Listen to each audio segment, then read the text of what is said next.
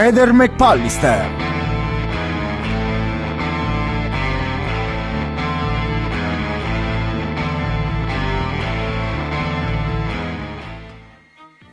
Nei giorni precedenti io non ho notato. L'ho vista sì un po' cupa. Qualcosa però a distanza di tempo, come adesso, sentiamo queste cose qua, comincio a capire perché Liliana era cupa e non sorrideva. Io penso che sia proprio per questo. Evidentemente quello che pensava Claudio non è quello che pensava Liliana.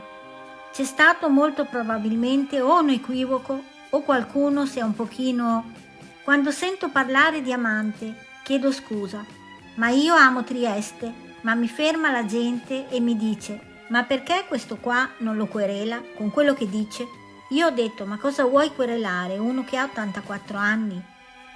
Lui è partito da lontano, ma noi ci frequentavamo da 40 anni. Ci vedevamo sempre e addirittura davo delle chiavi a Liliana, perché ho delle cantine e delle soffitte dove noi ci trovavamo. Avevamo un tavolino, qualcosa, si beveva uno spritz, ma io dico quando si cercava Liliana che era sparita e non si riusciva a capire cosa poteva essere successo, che poi abbiamo saputo dopo quando hanno trovato Liliana.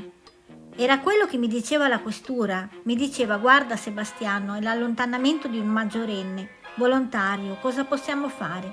Noi abbiamo segnalato a tutti i distaccamenti, ma adesso sentire questa persona qua che dice queste cose qua, per che motivo lo dice adesso? Perché non l'ha detto in questura?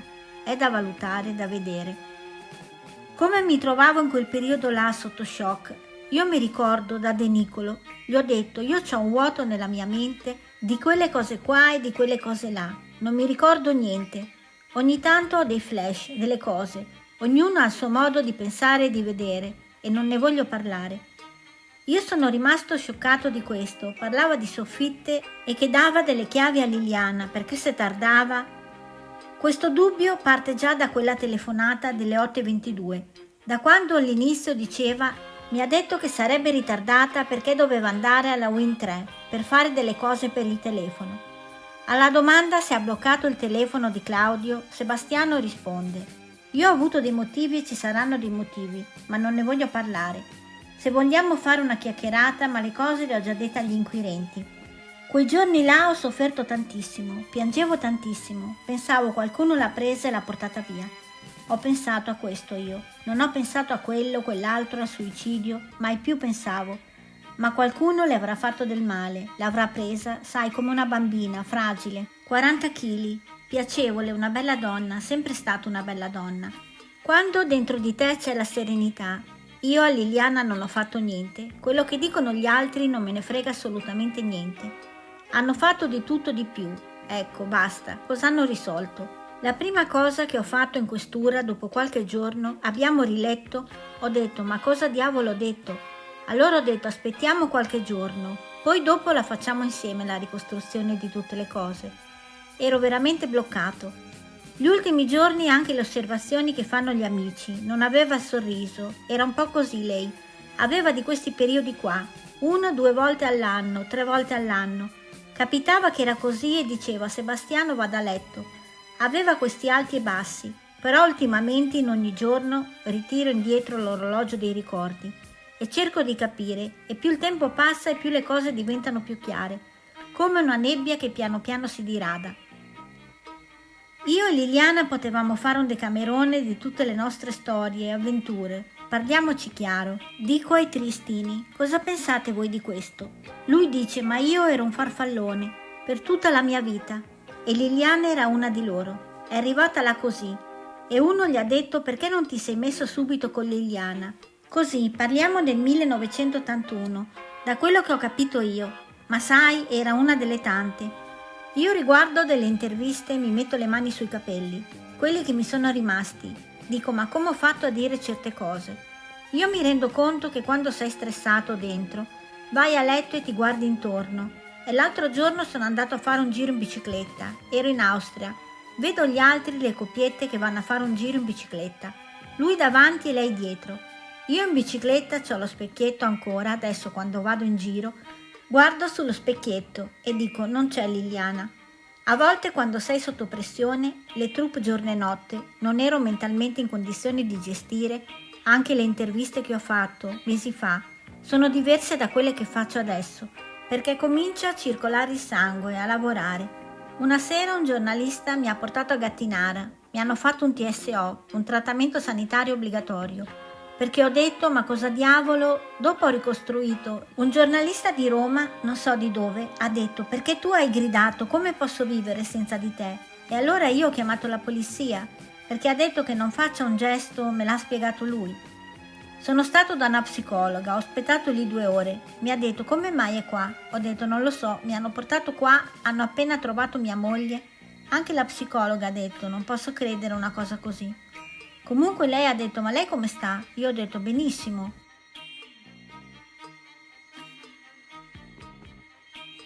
Non solo, ho dovuto chiamare un taxi e farmi portare a casa.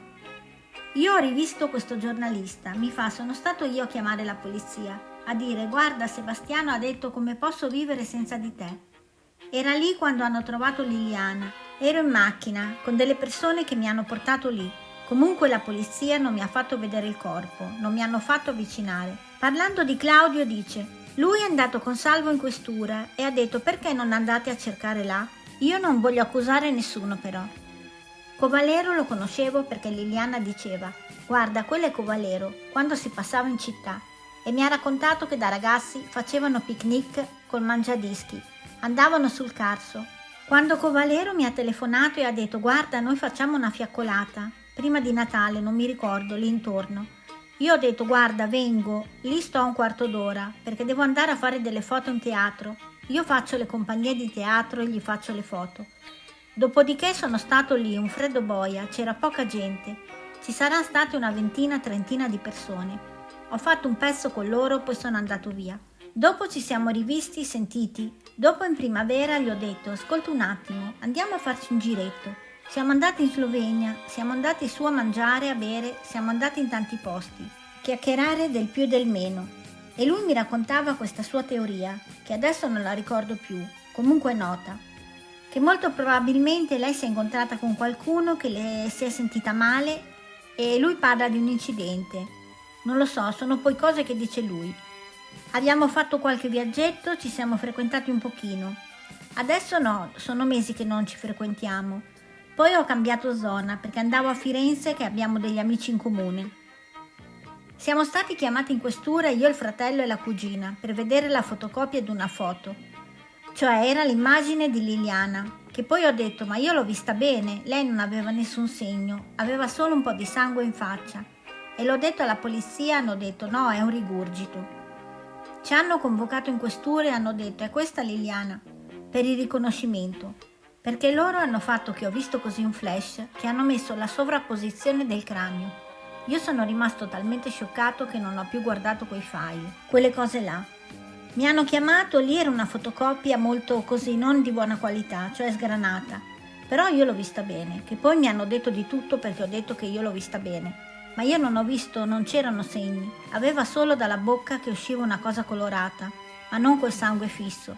Era come se fosse acquoso e la polizia mi ha detto ma questo è un rigurgito. Non ho visto il cadavere né durante né la bara, non c'è stato permesso. Questa è una cosa che io non mi perdonerò mai. Il fatto che un marito, nel mio lavoro ho visto sotto i treni impiccati quello e quell'altro. Secondo me la procura e la mobile hanno fatto un lavoro impressionante, perché hanno lavorato quanti? 14 mesi, 15 mesi? Hanno visualizzato a 360 gradi di tutto e di più. Secondo me è stato fatto un gran lavoro.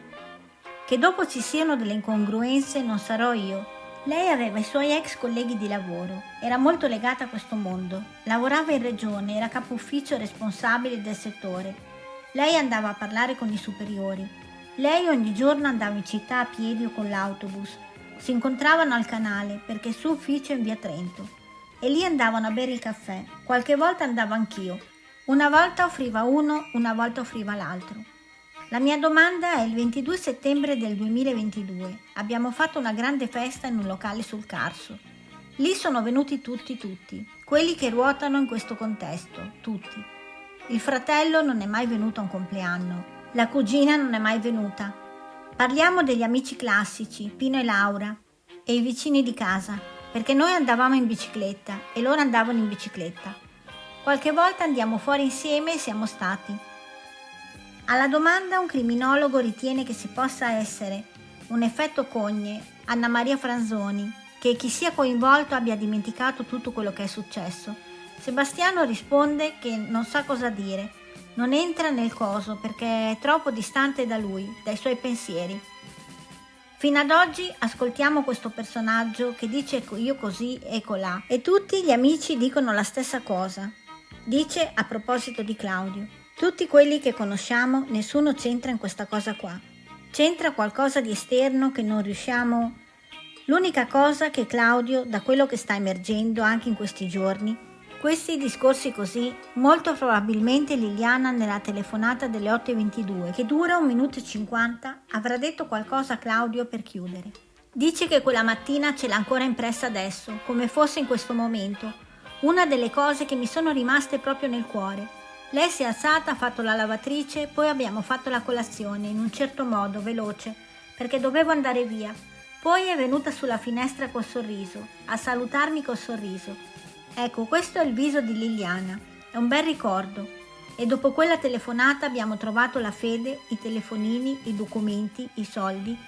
Cioè lei è uscita con la borsa. Perché è uscita così? Perché Liliana è uscita così?